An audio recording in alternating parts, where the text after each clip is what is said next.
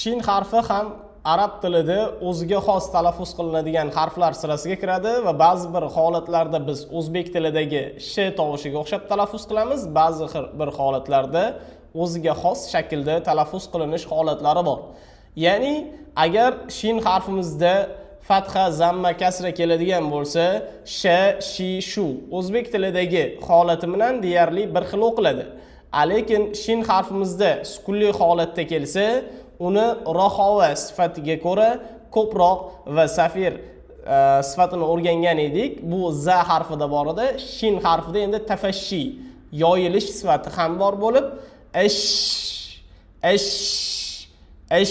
ya'ni kuchli oqimda kelayotgan havoni biz bir me'yorda yoyib yuborishimizga tafashshi sifati deyiladi va mana shu sifat shin harfiga o'ziga xos talaffuz beradi va mana shu shaklda, ya'ni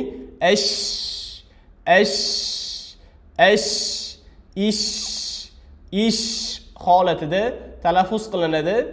Xo'p, buning misoli ishsha yoki bo'lmasam ish holatida. Va shin harflarini sifatlariga to'xtaladigan bo'lsak, birinchi navbatda istifoli harflar sirasiga kiradi va ingichka sh holatida o'qiladi va ikkinchi sifati bu harfimiz ham hams harflar sirasiga kirib, kuchli oqimli havo bilan talaffuz qilinadi va undan keyingi sifati rohova, ya'ni ko'proq ushlab turish sifatiga ega va to'rtinchi faqat o'ziga xos bo'lgan tafashshi sifatiga ega va bu harfni yoyib talaffuz qilish hisoblanadi.